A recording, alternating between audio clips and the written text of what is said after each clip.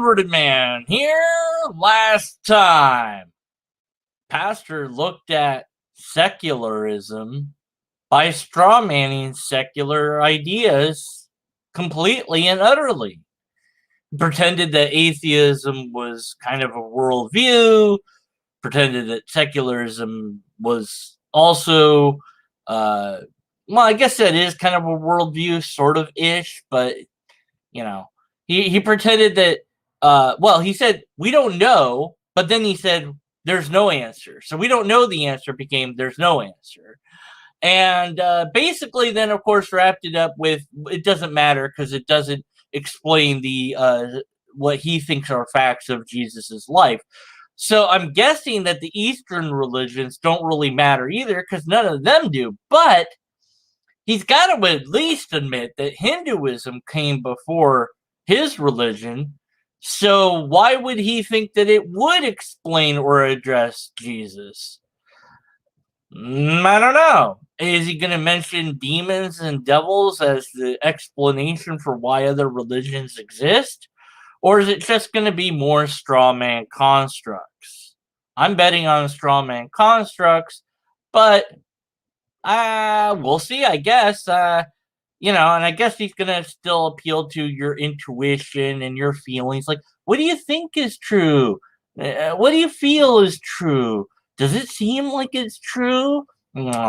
After I loaded it with completely poisons of the well, you don't have free will. There's no meaning to life.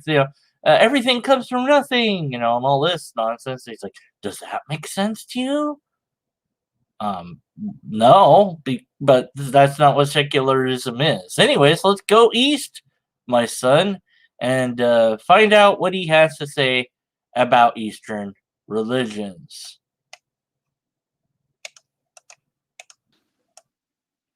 In your mind, does the secular worldview agree with reality? That's what you have to decide.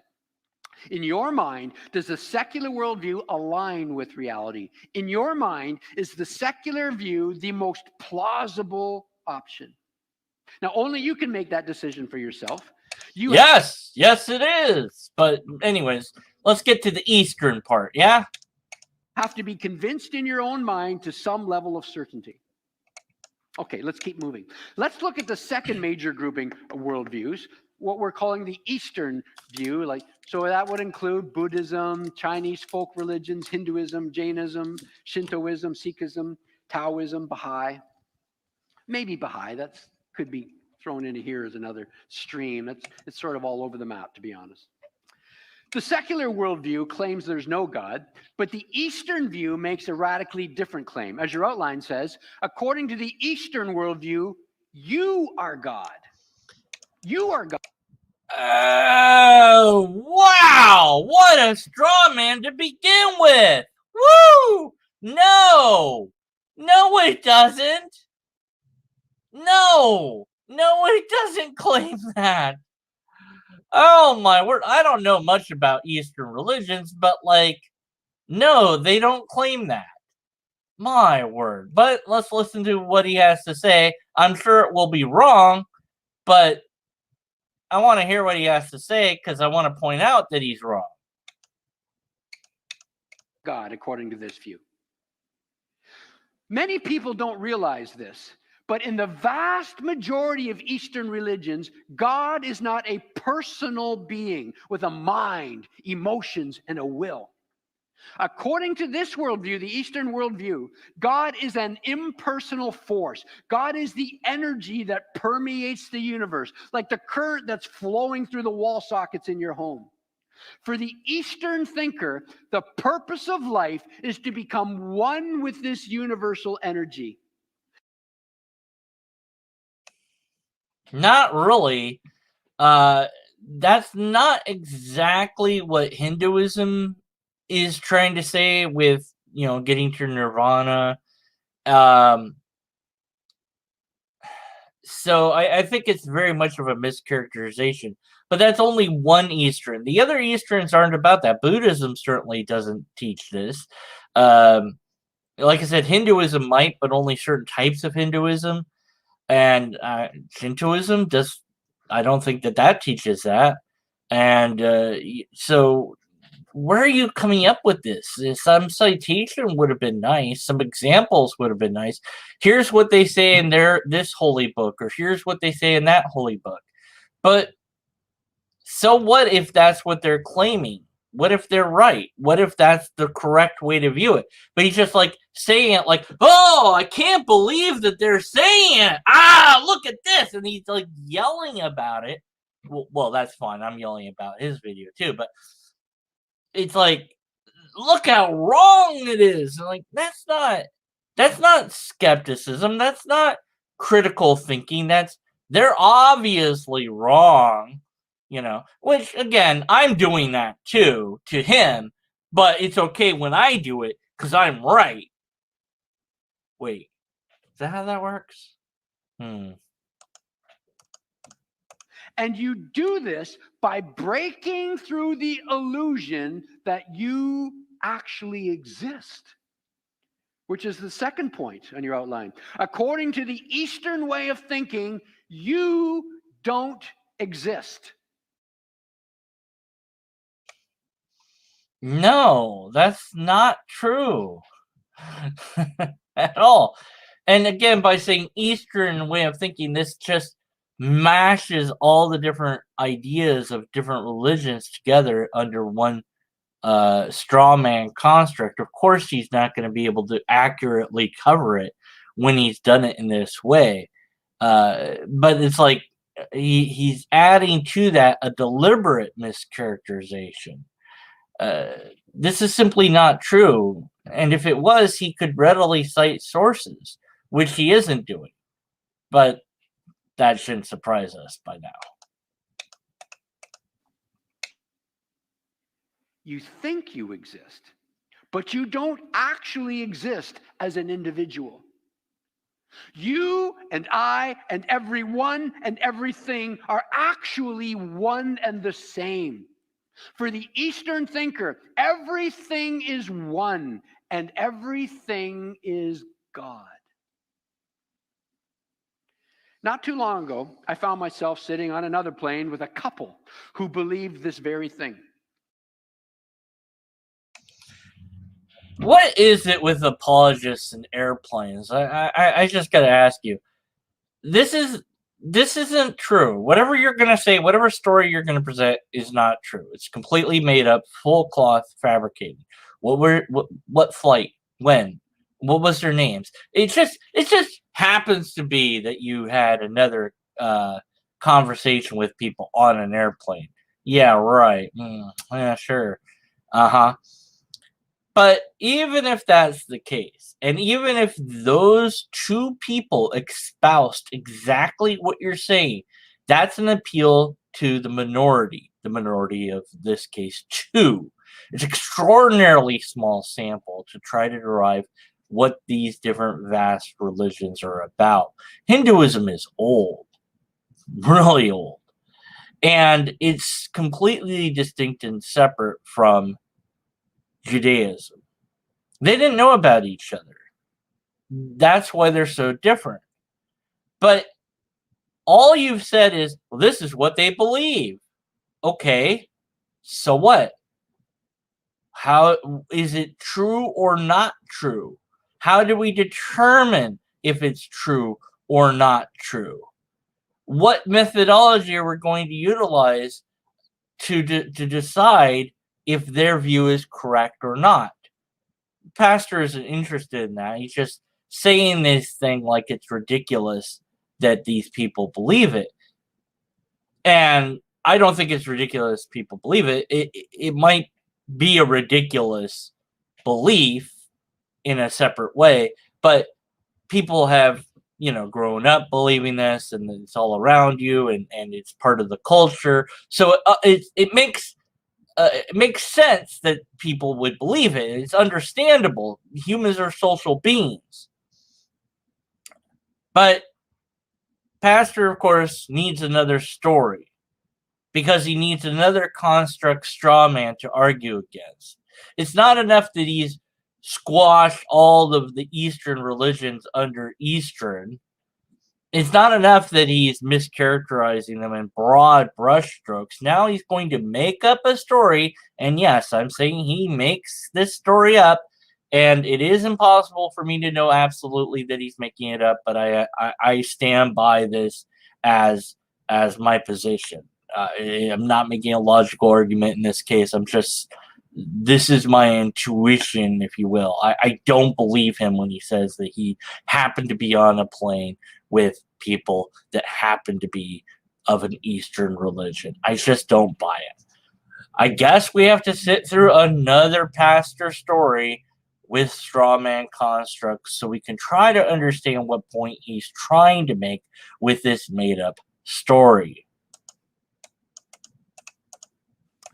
We were squeezed in the back of a plane on yet another long flight. This one was heading to Dhaka, the capital of Bangladesh. And the couple beside me was heading to India. I was heading to Dhaka, and they were heading to India to spend a few months with their guru. They were from Seattle. And her answer to everything that we were discussing was, look within, Darren. Look within. The answer to everything is within you. I said, well, what if I look within and all I see is darkness? She said, look deeper. Look deeper. You need to realize the truth, Darren. You are God. Now, like another gentleman who had a similar conversation, my first thought was, well, if I was God, I'd be in first class, first of all. I hate your jokes.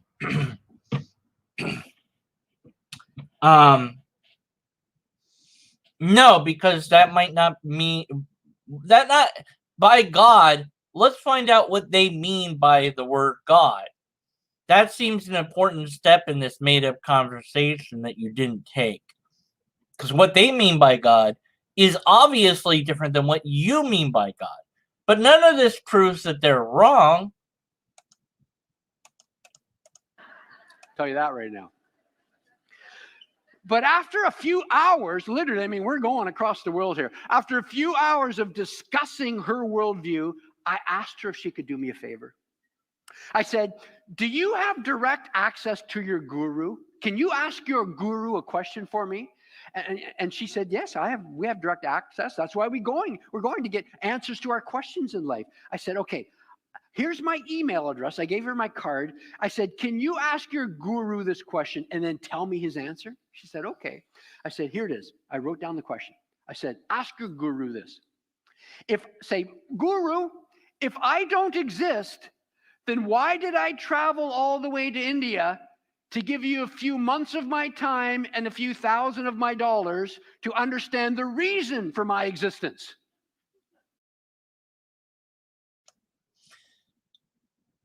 That's a malformed, incoherent question because they don't assert that they don't exist. That's not a thing they believe. You didn't do this anyway, so this whole story is made up again. I'm just going to keep repeating that this is a made-up story. But nonetheless, if you asked a guru this, they wouldn't be able to answer that because it's a loaded, malformed question. It preassumes that they believe you don't exist. But what do they mean by that? Let's just say, for the benefit of saying it, that somebody says nobody really exists. And it's like, well, what do you mean by that? I want to understand that. But he's not interested in doing that in this pretend scenario. He's interested in pointing out something that he thinks is wrong with this question, which makes it a non-question, right? And it's also interesting how he says, that they're going to pay, thousands of dollars or whatever. He doesn't know that. It seems like, oh, how dare they get paid for their time and energy. You're getting paid for your time and energy. Don't know how much, but whatever. It just seems like a kind of another sort of backhanded insult to me. But why ask this question? See, the thing is, and this happens I've observed it happening in many apologetic dialogues, and of course my sample size is small, so take that as you will. All right, and that is where they will, they will say this sort of questions, questions atheists. Of course, we do Christian questions or whatever. And there is a difference. I genuinely would like to know people's answers. And I'm not trying to stump anybody. I'm just trying to understand where they're coming from.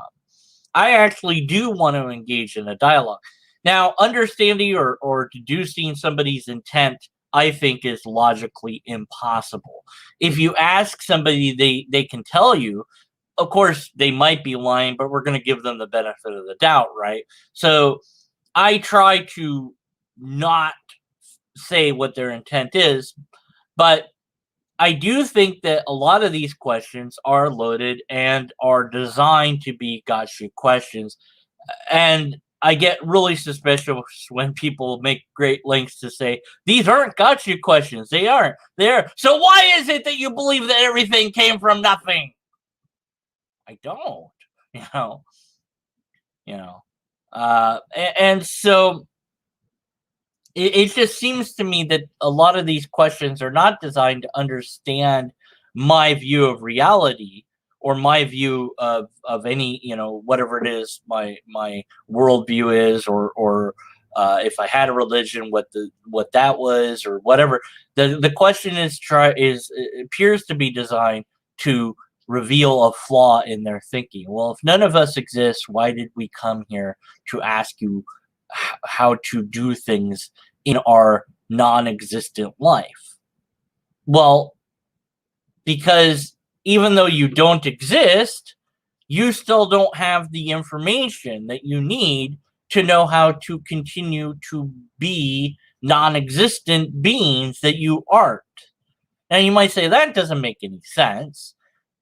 All right, well, it doesn't make any sense to us, but we don't know what that means in their religion, in their culture. And of course, I doubt very much that anybody actually says it this way or means it in this way, because I sincerely do believe that this is a ginormous construct, straw man. It's not really, this isn't Hinduism. This isn't Buddhism. This isn't anything at all. I don't even, and it's interesting he's not saying what religion that these people were, what sect of that religion. He said, okay, they have a guru. Okay, could you have listed the name of the guru maybe? Because, there's lots of gurus and, yeah, but that's another problem. So I've never talked to a guru. I don't know what they're like. I guess everybody would be a little bit different. As far as looking within, because that's something he mentioned, and he's like, well, what if I see only darkness? It's like, look deeper. That actually might have actually been a valid question. Like, but what if I keep seeing nothing but darkness? And I'm not sure what that means. And the looking into yourself thing is like, I'm not really sure I understand what that means either. But I actually want to understand the person that I'm talking to's worldview. It seems to me that if this conversation really happened, which it didn't, that pastor doesn't really care about what they believe, doesn't really care about understanding it, but wants to find flaws in their ideas. Fair enough. I've pointed out problems in the Bible or in Christian ideas, and I try to avoid asking questions that are loaded or malformed, but I'm sure I've done it accidentally. I try not to ask questions that are designed to point out a flaw. I'd rather that they see the flaws themselves. That's say, well, how does this work with this, and what about this, and whatever. Where theists will say they have evidence, and I'm like, no, you have faith. And this person just commented, oh no, no, the biblical faith is belief without without evidence. I'm like, that's exactly what I was talking about. It's belief with, or no, they said it was separate. It's belief, but that's separate from evidence. And I'm like, what? It's the same thing. You're still saying belief without evidence. You're just rephrasing it, so it's still the same thing. it's hope for, what you don't see, and confidence. So it's trust. Faith is trust, but you still don't have evidence. If you have evidence, you wouldn't need faith. Sure, you can trust something or somebody, but if that's what faith, why even use the word faith then? Anyways, but I don't think that this conversation really happened anyways. And none of what he's saying is actually what they believe. And even if it was, this question, which I am wondering if he's going to pretend that he gets an answer for it or not, we'll see. But are you really interested in hearing the answer, or is it that you just want to ask? You just want to say, "Aha, I gotcha." I don't know. We'll see. If I don't exist, why am I trying to find the reason for my existence? Maybe she lost my email address, but it's been 8 years and I still haven't had a response from her. I hope she made it safely to India. Is that your experience of reality? That you don't exist? That everything is ultimately one? That there's ultimately no difference between good and evil, love and hate? I mean, that's the whole purpose of the yin-yang symbol. Okay, now I'm really pissed off. Because he's just utterly lying again. And no. All right, let's find out what yin yang is really about.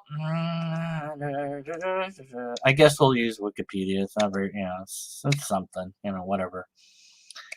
All right, let's see. Okay.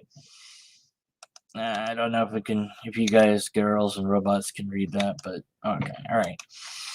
Yin and yang. It's a concept of dualism. Opposite or contrary forces may actually be complementary, interconnected, and interdependent of the natural world.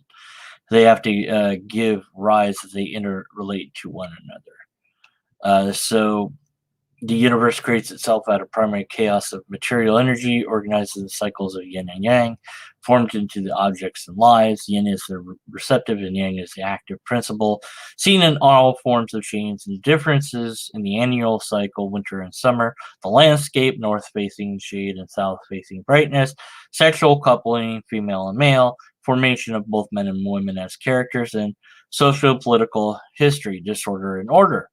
Now, it is because I think of my Western ideas. I see white and I think good, and I see black and I think bad, but that's not the case. Black and white these aren't necessarily good or bad. And part of the black is in the white and part of the white is in the black, but they're complementary. It's not saying that they're the same thing or that one isn't the other, but this isn't about good or bad at all. At least according to this, and this could be wrong, and if you think it's wrong and you want to tell me what it really means, fine, please do. But what Pastor said is definitely not what yin and yang actually is. Interesting. All right, let's get back to Pastor lying about what yin and yang is, and where he's just appealing to the people. Is your experience this? Is your experience this? So what if it is? What if it isn't? So what? That's not a way to deduce if something is real or true or not. Just asking you, it's like them. They were supposedly saying, look deep in you. You're just asking them to look inside themselves. You're doing the same thing. You realize. It's the oneness. It's the good and evil look different, but they're actually all one. That's what that means, folks. Is that your experience? Well, how does the Eastern worldview explain some other realities of life as we know them? Well, as your outline says, the Eastern worldview struggles to explain a contingent universe. You're going to see a theme here. a contingent universe. According to the Eastern worldview, existence is eternal. So what? But you have that. You have the same thing in Christianity. Existence is eternal in Christianity. God supposedly always existed. So that's existence. If God didn't bother making anything else, it would still exist for all eternity. This is a what? This is a tu que?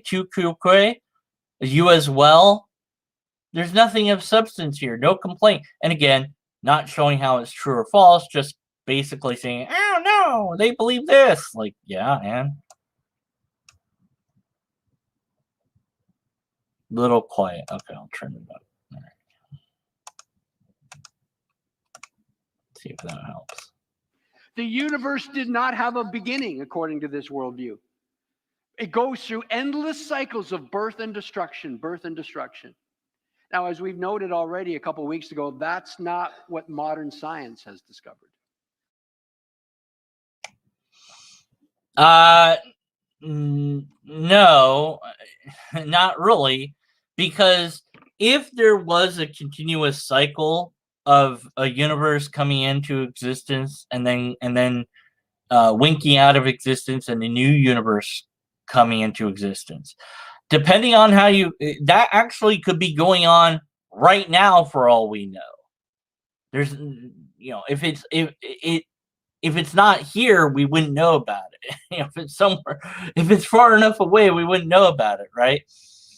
And the heat death is what we think will happen to the universe, and all the molecules and everything will disappear and just run out of energy, and there will be just a void of all matter and energy at that point. Now, that's supposed to happen in a trillion some odd years. Okay, then what happens? Well, we don't know.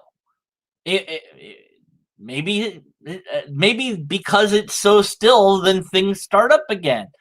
Or we might be wrong about the heat death of the universe.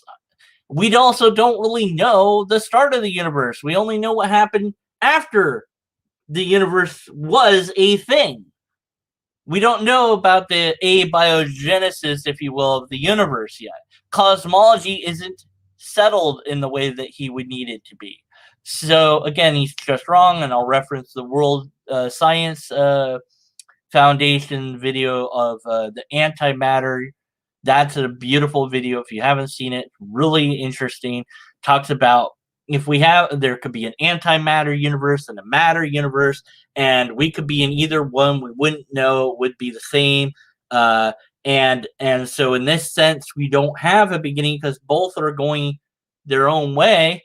And so they're both happening at the same time. Two universes simultaneously. Just one is antimatter and the other is matter. But maybe they're a duplicate. Maybe there's another me doing the exact same thing, but he is made of antimatter.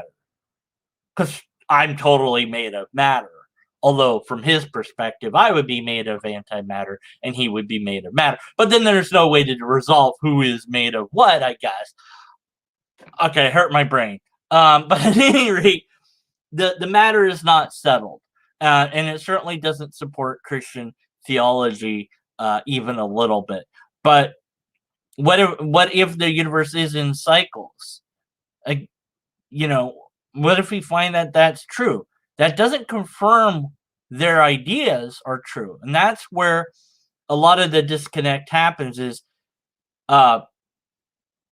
in fact, the guy that had the Big Bang, he made a big fuss about, it's not, it's not confirming the Catholic stuff.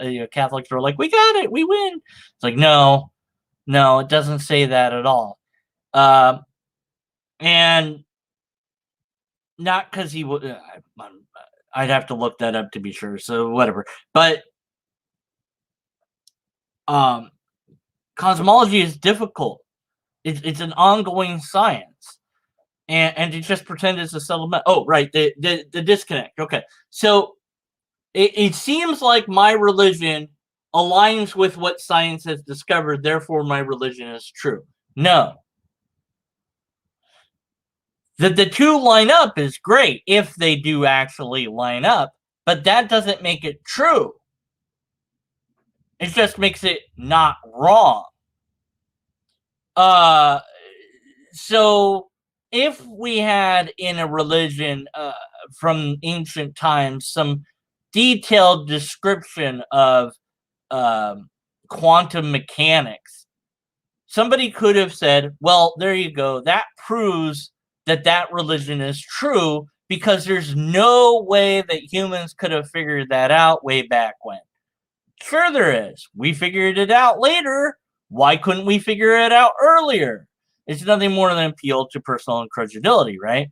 So if it happens to be that by bending or tweaking the way that you present the Bible, that you can make your holy book line up with what we've discovered to be in reality, that doesn't make it true. It just means at least now it's not false.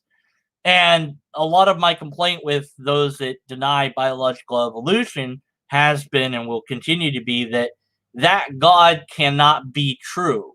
That a God that requires you to think that the universe is 6,000 or 10,000 years young and the earth is the same age, that and biological evolution doesn't happen, that God isn't real because those things aren't true.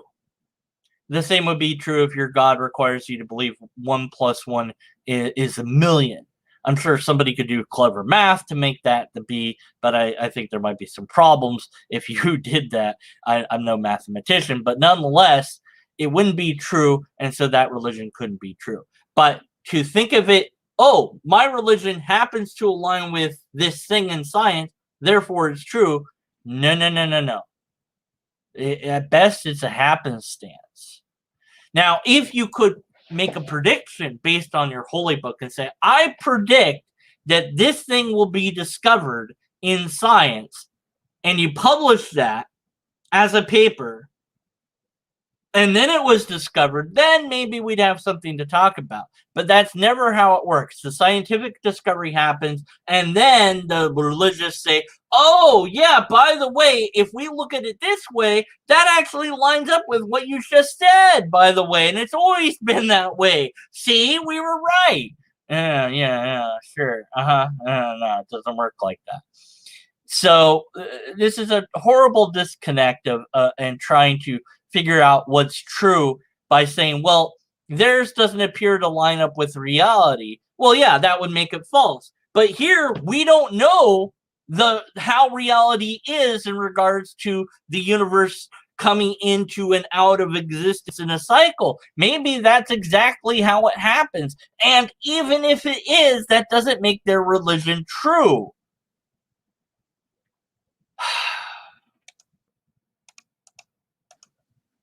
The Eastern worldview, secondly, struggles to explain a finely tuned universe.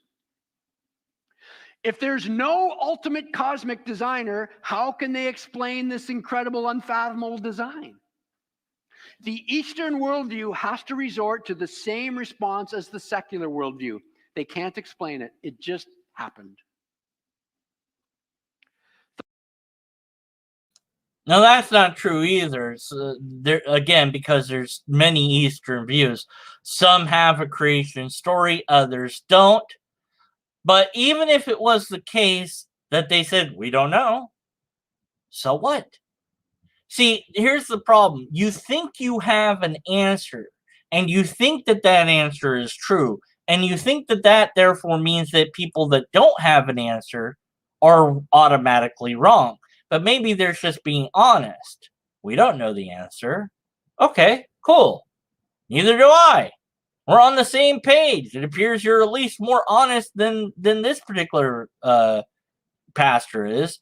And you know what else is interesting as kind of a side note? There isn't very many apologetics for Eastern stuff. Like, very few. And, you know, part of that is because it's a different sort of religion, right? And Hinduism is different types of Hinduism. Buddhism is very different. It's not even really it is a religion in a sense, but also it's kind of well, it's a way of life, and it isn't necessarily connected to God or anything like that. Shintoism is a whole nother thing, but he just kind of sort of brushing against Hinduism, but he's not really talking about it directly. And because of that, we're getting faulty information, we're getting straw man constructs, and then we're getting appeals to things that we can't know are true. We're having assertions that aren't proven. And he's saying, well, they're obviously wrong because we know that the universe doesn't behave in that way. But we don't know how ultimately, if the universe is in a cyclic nature. We don't know that.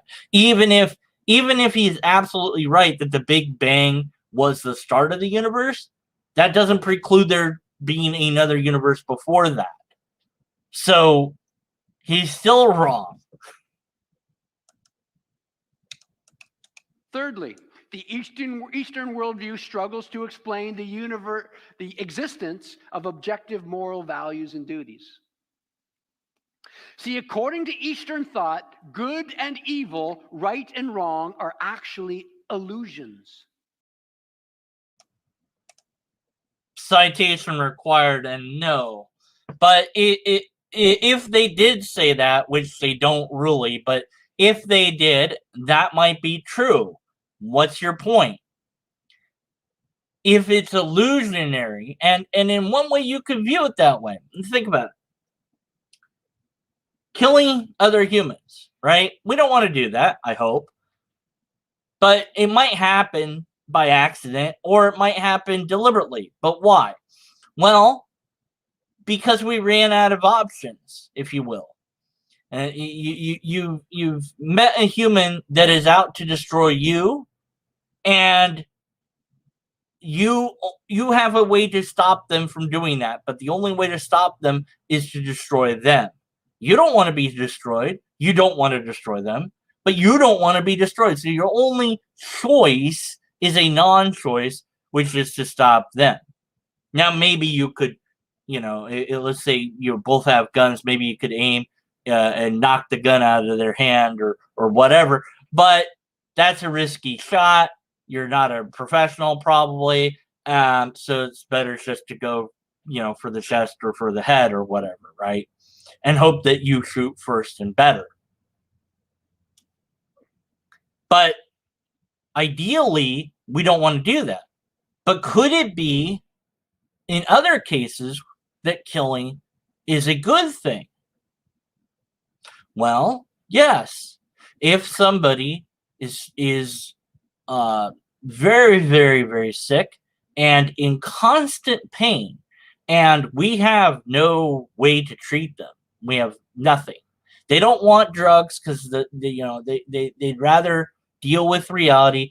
They don't want to drain the funds of the family that they have. They just want to, say, look, just let me go. And I don't want to die in pain here. Can you just give me something that will be a drug, but it will slip me into unconsciousness forever? Maybe then that would be a good thing to kill him in that case. Now, what if we find out tomorrow that there's a cure? Well, that sucks, but that's life. And we had to make the best decision that we could at the time.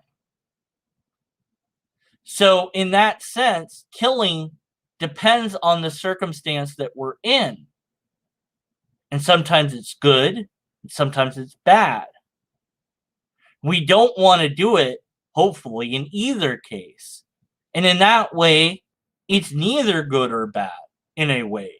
Because no matter what, we just don't want to do it. But see, that would require critical thinking. That would require nuanced thinking. That would require some self-reflection. That would require being open to other possibilities and ways of thinking. But we're not interested in doing that. The truly enlightened ones realize that there is nothing different about these two concepts. To quote a passage from the Hindu scripture, I quote, "Good and evil of this world of duality are unreal, are spoken of by words, and exist only in the mind." Dr. Francis Schaeffer once wrote,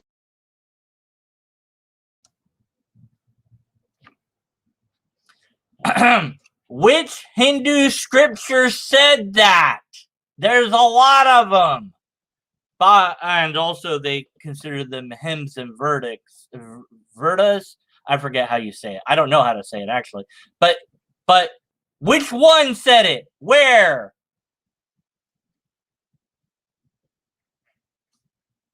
Who knows? I wonder what it says before that. Wonder what it says after that. No way to find out. Oh, well. You know what? I kind of want to go back and search for it while he keeps talking. So I'm going to do that. Here we go. Yeah. Concepts. To quote a passage from the Hindu scripture, I quote, "Good and evil of this world of duality are unreal, are spoken of by words, and exist only in the mind." Dr. Francis Schaeffer once wrote about an encounter he experienced with some students in a dorm.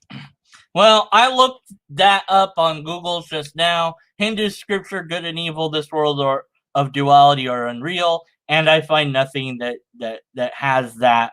Let's see. Maya religion, Maya. Okay, so this is Mayan, but that's kind of okay. The Vedics could. The world is both real and unreal because, okay, so this might be what he's referring to, but this isn't Eastern, this isn't necessarily Hindu. Maya's,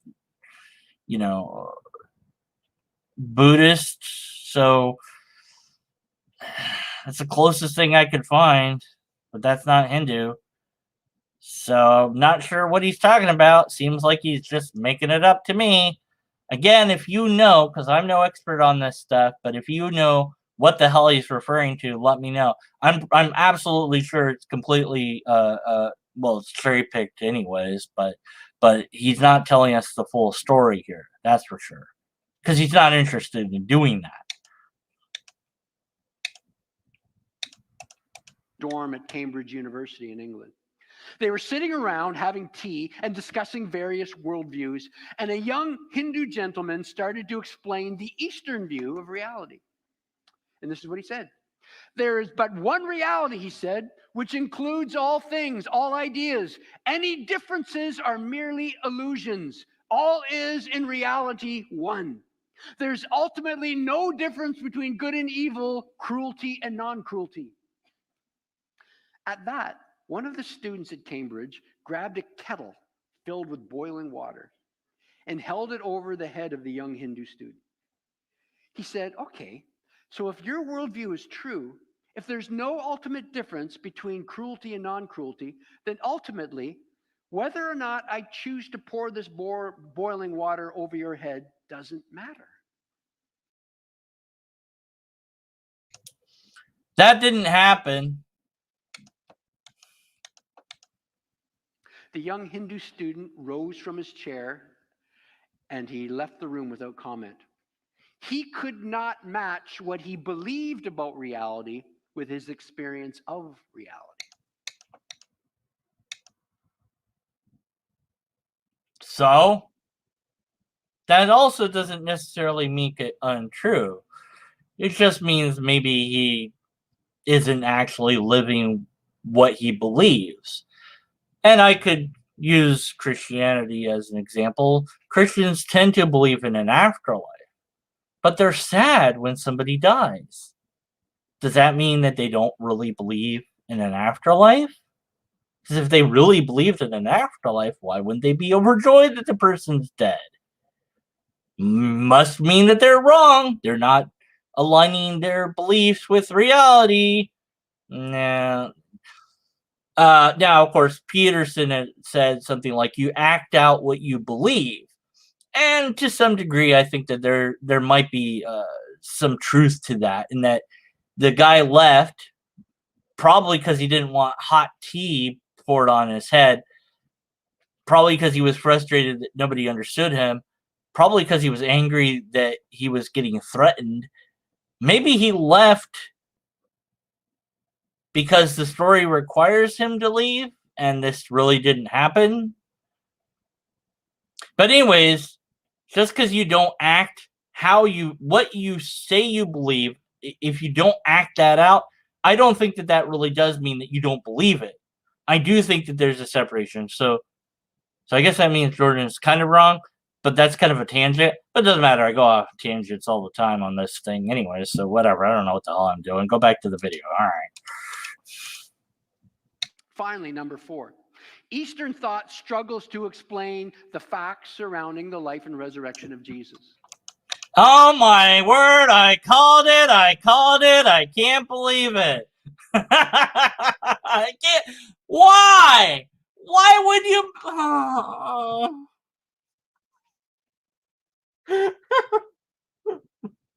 This is pathetic. Hinduism's older than Judaism. Older than Christianity. They wouldn't have known about, even if we pretend that these events happened. Abraham, far later on than the Hindu stuff. Okay. Jesus' existence.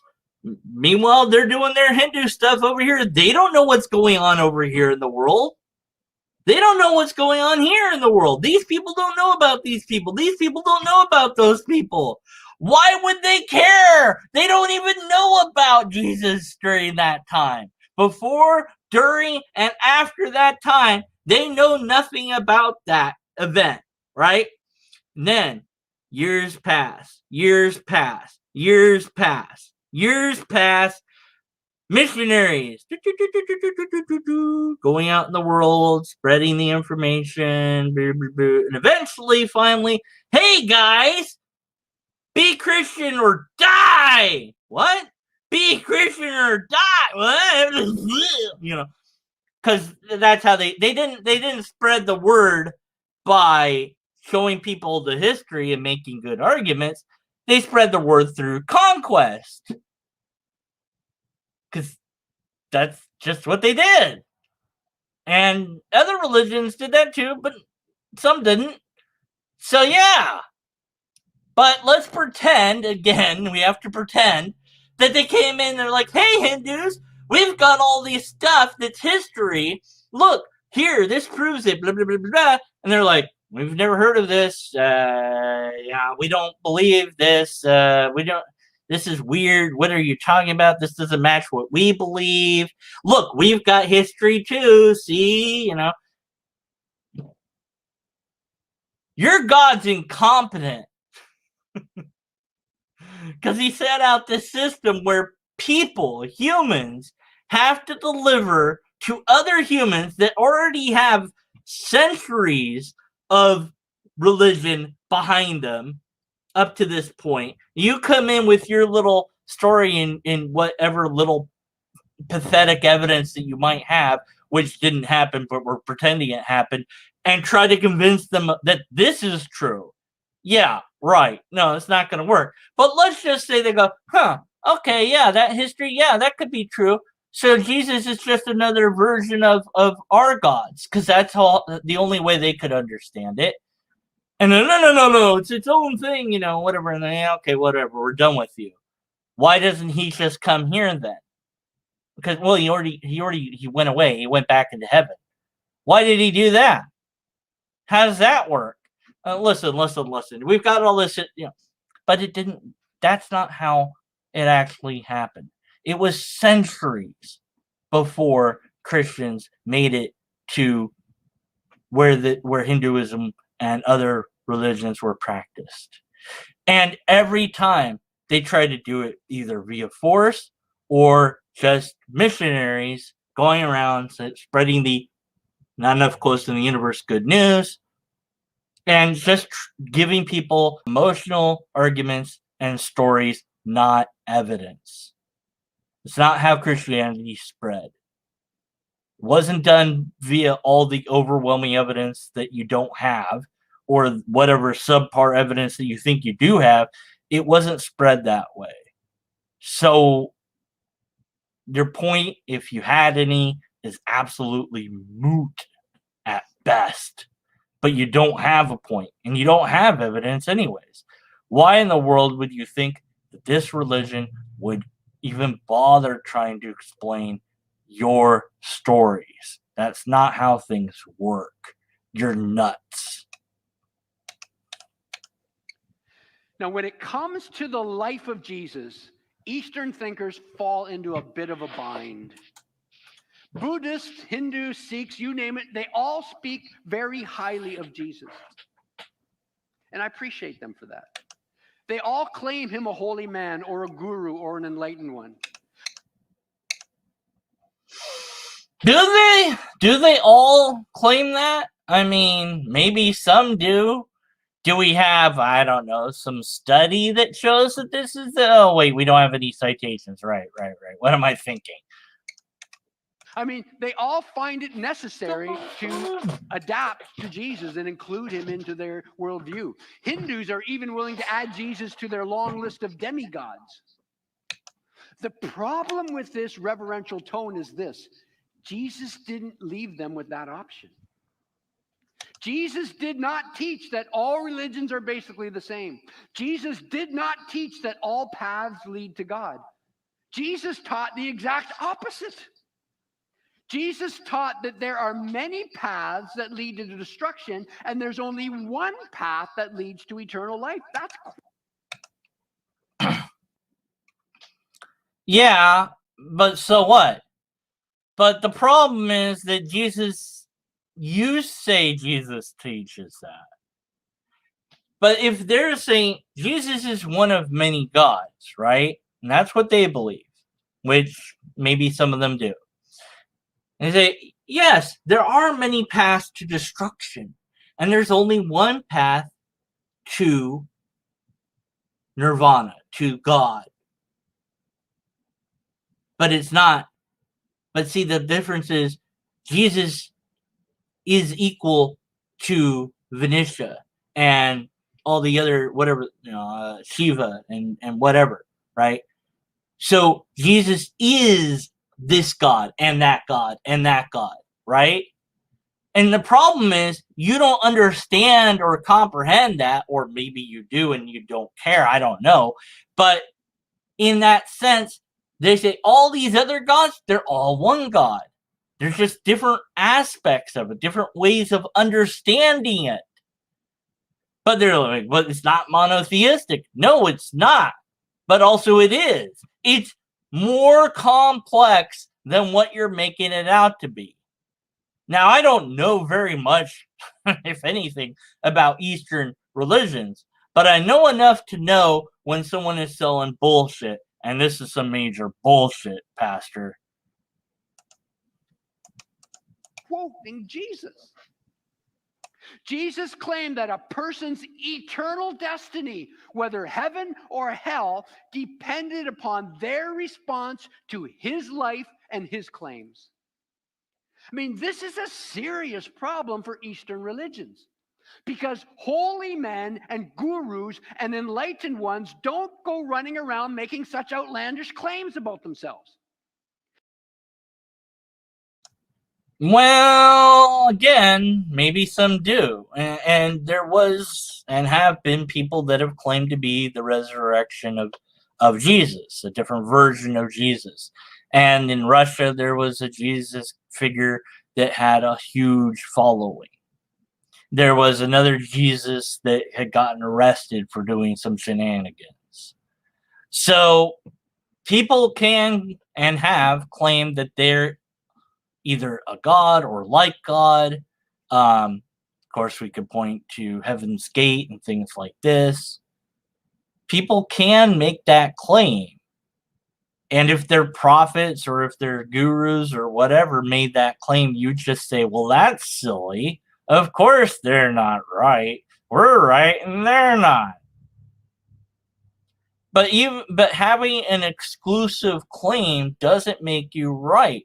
Now, if you had started this, as I suggested, by saying, let's narrow down religions to only those that make exclusive claims, because the ones that are inclusive don't ultimately matter in a cosmic sense, then you might actually have a point in raising this particular topic, this particular issue. But you didn't set out doing that. You went this bizarre way where you're just like, oh, they don't make sense of Jesus. Why even bother talking about other religions? It's like, they don't believe in Jesus. We do. They're wrong. We're right. Ha. Jesus said he's the only way to God. Therefore, he's the only way to God. Let's talk about circular. My word. And if Jesus' claims are false, holy enlightened gurus don't go around telling such destructive lies.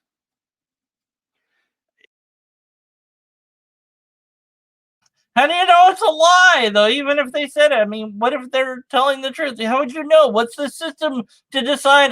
Fuck it. This has been formulated by a famous formulation that Jesus is either a liar. Oh, God, not this. Lunatic, no! Or the Lord. Or legend. Or legend. Or lobster. That's right. I'm going there. You knew it had to happen. Jesus is a fucking lobster. Okay. I'm sorry. Jesus didn't fuck anybody. Jesus is a virgin lobster. Well, maybe Jesus got with Mary Magdalene. Wouldn't it be weird to go out with somebody that had the same name as your mom? Ugh. But then again, if Jesus is God, and the God the Father made Jesus the Son, then that means Jesus has already been with his mother. Oh. But also he hasn't been, because he's not God the Father. But he's still God, which means he has been with his own mother. And then, was the Holy Spirit there? Or was the Holy Spirit the one that was with his mother? But then that still means he was with his mother. How did it work? Where did the DNA come from? How does any of this work? I don't know.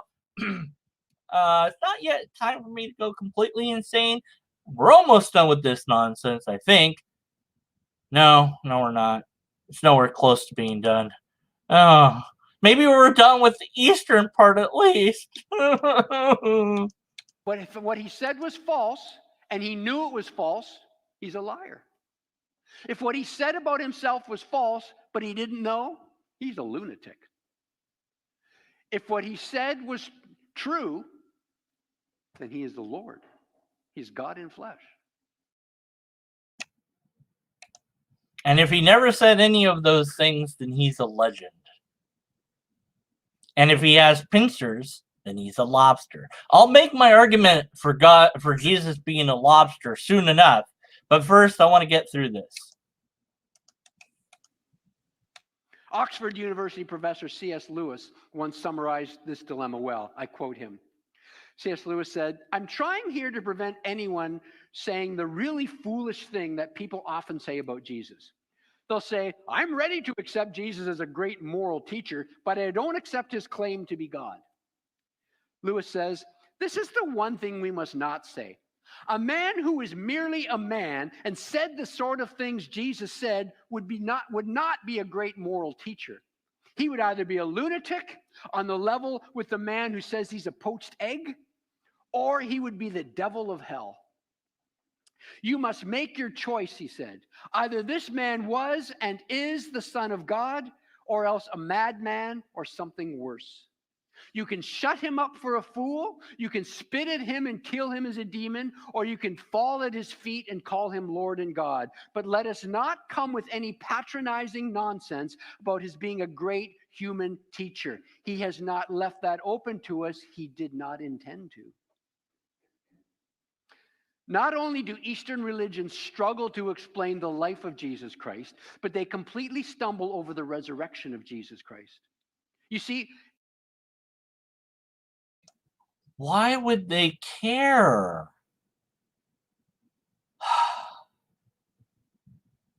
This is your beliefs, not theirs.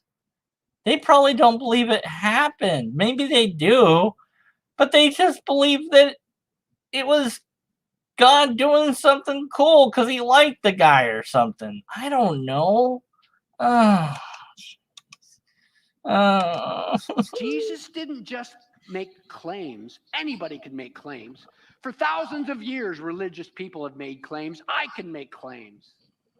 But Jesus backed up his claims by being raised from the dead. No, he didn't. There's no Look, that doesn't make your claims true. Okay? That's the...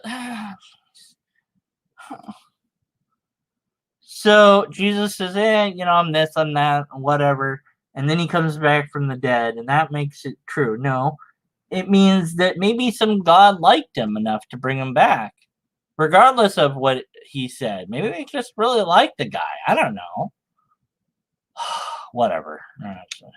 This isn't about Eastern anything anymore. It's just now you're already in biblical stuff. So I wonder what more you have to say. I mean, you're fucking... No place in Eastern thought for a physical resurrection. I don't know about that either. Oh, my brain hurts. Well, we've hit the hour mark, and I'm tapped out. I thought I could finish. I thought I could get to the end of Eastern religions being completely strawmanned, but I didn't make it, my friends. I didn't make it. I feel sad about that. But, when you feel sad, what you do is you pick yourself up, you breathe in and out, and then you continue to breathe, but you don't have to focus on it anymore. And then you think about my argument that will change your life. That's right, my friends. Prepare yourselves, because I am going to prove that Jesus is a lobster. Now, I know you might be thinking, this is impossible. I don't have that proof. Deconverted Man has lost it, and he is crazy. But not only do I have proof, and I mean actual empirical evidence, repeatable tests, and a valid and sound argument, I have all of that Jesus is a lobster. Oh, yes, no, it's not going to be me saying, I named this lobster Jesus. No, I'm talking about the historical Jesus.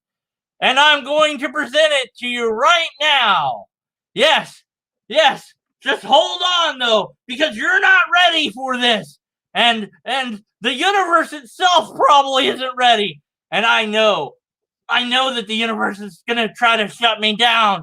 But it's not going to happen. I'm going to reveal the truth right now. Are you ready? Jesus is a lobster. Premise 1